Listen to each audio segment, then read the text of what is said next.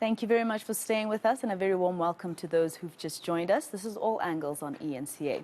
Now, South Africans are waiting in anticipation to see whether the appointment of a Minister of Electricity will yield any results. Eskom has admitted to working with the National Energy Regulator of South Africa to prepare blackouts schedules beyond Stage 8. One expert says ongoing blackouts are a big stress for business and the public. Now, Vuslat Bayoglu joins me now for more.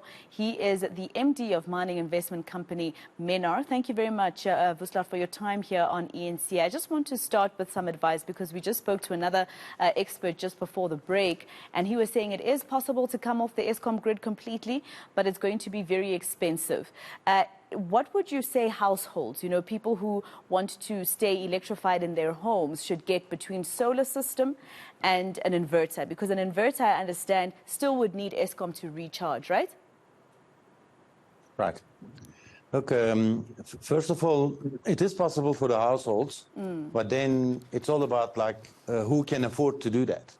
Yeah. Because we are talking about the electricity problem is not only the problem of the households, and it is a problem of the country because we've got industries that are suffering, we've got mines that are suffering, we've got smelters that are suffering. So you cannot solve these industrial users with solar or wind. You need to have Eskom power to supply them. But households who can afford to do that, because this is not a small investment, it ranges between, let's say, 100,000 to 300,000 Rand investment with solar panels and inverters. And the question is what percentage of South Africans can afford to do that? Exactly, and that's the sad part, that what's happening with Eskom is going to end up marginalizing the poor, which is the one thing that we cannot afford here in our country. So basically, I was thinking, and I was telling my colleagues that maybe even if you start with one solar panel and the next month you budget for another solar panel, eventually you'll probably have your own electrified solar panel. But so, Vuslat, we've been speaking quite a lot about solutions. The president at some point last year, around July or August, spoke about his grand plan to stop power cuts. We are now in March of 2023, and we're experiencing the worst power cuts yet. Stage 6 is a norm now. Is this talk doing anything for us? It looks like talk shop to us, because the more we talk, the more the stages go higher, it looks to me at least. No, not really. It's not helping anybody. President declared national state of disaster on 9th of February. We are 2nd of March now, and what happened between these 9th of February and 2nd of March is nothing, literally nothing.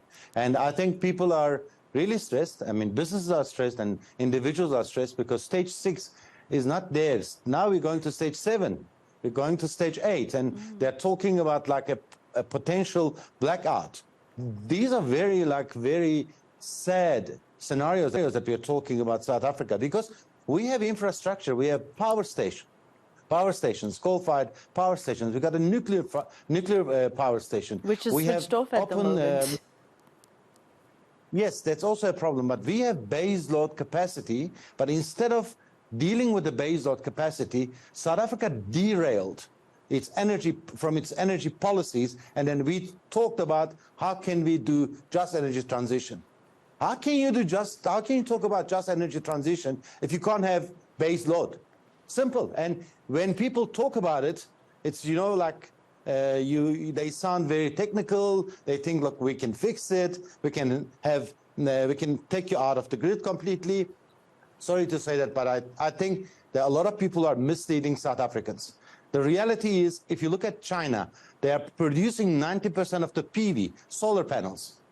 But they are currently putting 94,000 megawatt in their grid, which is coal-fired power capacity, on top of 1 million megawatts that they have.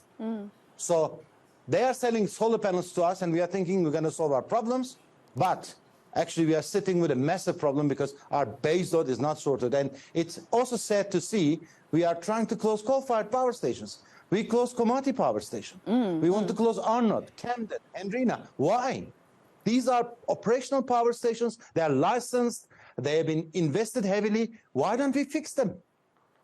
I mean, engineers can fix these power stations. If state is not capable of doing that, if Eskom is not capable of doing that, what we do is we look at concessioning it to private sector. Yeah. I know people don't like it, when you talk about private sector involvement, but the reality is state failed us in terms of providing power. So we need to find solutions, and we can't wait more and more and more. Eventually, we're going to have a blackout. Well, you've said the words exactly how many South Africans feel at the moment, Vuslat, and thank you very much for your time. Of course, Vuslat says that the solution is quite simple, and all this talk is not going to do anything for us until we actually start acting. Vuslat Bayoglu, he's from Menar.